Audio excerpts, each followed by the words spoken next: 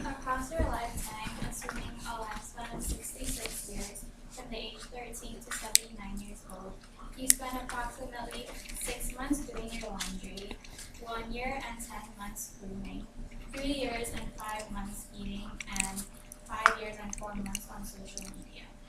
5 years and 4 months, that is 1,947 days, or 2,805 and 60 minutes. What can you do in that 4 years and 5 months? You can fly to the moon and back 32 times, climb Mount Everest 32 times, or walk your dog 93,000 times. But in that 5 years and 4 months, it has been researched and proven to be spent on social media. On average, daily, 40 minutes is spent on YouTube, 35 minutes on Facebook, 25 minutes on Snapchat, 15 minutes on Instagram, and 1 minute on Twitter. I, like many of my generation, am always on social media. I check my Instagram, I post Snap stories, and I connect with the world through a virtual space. I am among the many who feels tethered to their devices to connect with our increasingly globalized world. Today, I'm going to be talking about the dangers of social media, how it increases face-to-face communication, its effect with digital privacy, and some of its psychological consequences. So what exactly is social media? According to the Oxford Dictionary, social media are websites and applications that enables users to create and share content or to participate in social networking. Some of the more common social media websites and apps include Facebook, Twitter, Snapchat, and YouTube. According to brandwatch.com, there are approximately 1.7 billion users on Facebook, over 1 billion users on YouTube, 400 million users on Instagram, and 100 million users on Snapchat. With this much users on social media, it is evident that we are living in an increasingly globalized world. This has actually hindered face-to-face communication and made us less social. According to Philcon.org,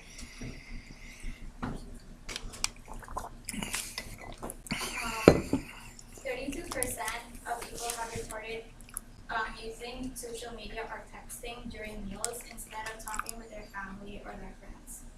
And according to a study done by USC's Annenberg School, people who reported a decrease in face-to-face communication with their family members at home increased from 8% in 2000 to 34% in 2011.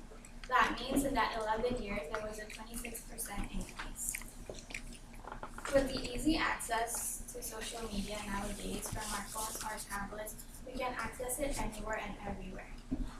Places such as restaurants or cafes or other places that are meant for us to have face-to-face communication have become a non-social place because we are often on our phones or our laptops. Often nowadays, we can't even get through our first course without pulling out our phone to take a snap picture of the food. And even worse is that some people don't even feel the need to go out to communicate because you can do so easily through the internet. According to FlashGap, a photo sharing app, 150,000 users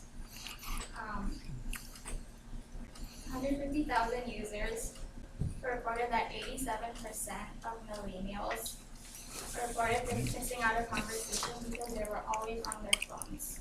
Meanwhile, 54% reported the fear of missing out if they don't check their phones. And because everyone is always on social media nowadays, digital privacy can be at risk. According to guardchild.com, 55% of teens have given out personal information, including their physical description and photos of themselves. So by creating these social media profiles, we're essentially putting ourselves out there, knowing the danger that anyone could possibly stalk us. According to guardchild.com again, 29% have reported being stalked or contacted by strangers or people they don't even know. This lack of digital privacy can lead to stalking, which can lead to even further dangerous scenarios such as threats, kidnappings, or sometimes even deaths. According to socialnomics.net, 81% of internet-initiated crime occurs in a social media platform, mainly Facebook and Twitter. This act of surveilling has become so accustomed to our lifestyle that we are often unconscious when we are doing so. It is considered to be ordinary by society nowadays because we are cultured to observe and examine other people's life. By doing so, it can lead us to new information and new people we've never even met before. Living in a generation surrounded by social media, we often define ourselves on social media to define ourselves based on its societal norms. Hence, social media has the ability to influence and shape our perspectives, which can lead to psychological problems. One of these societal norms is the need for girls to uphold a certain ideal body image. That if we don't possess this body image, we are considered fat and not accepted by society. This can actually decrease self-esteem, which can lead to body image issues and eventually eating disorders.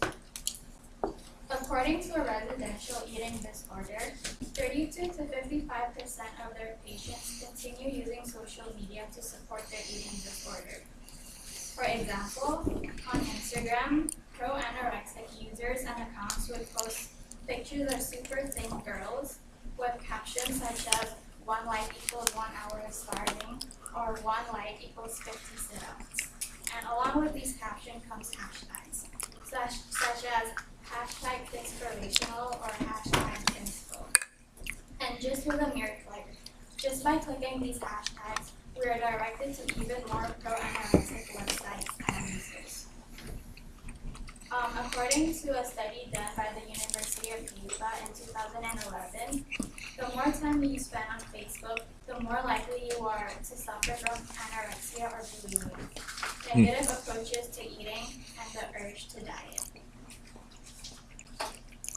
So as a recap so far, I've talked about how social media has reduced face-to-face communication, how it can affect digital privacy, and how it can lead to psychological problems. So how can we override this negative aspects and benefit from social media? The key here is first, self-control, second, self-realization, and third, individuality. First is self-control. If we acknowledge that there is time for both interaction and reflection, both can work in a mutually beneficial way. Successfully using social media demands us to unplug and digest that all we consume on the internet and social media. For each minute spent on social media, we should spend an equivalent amount of time watching informational videos on YouTube, or watching TED Talks, or reading articles posted by people who we respect. The second is self-realization.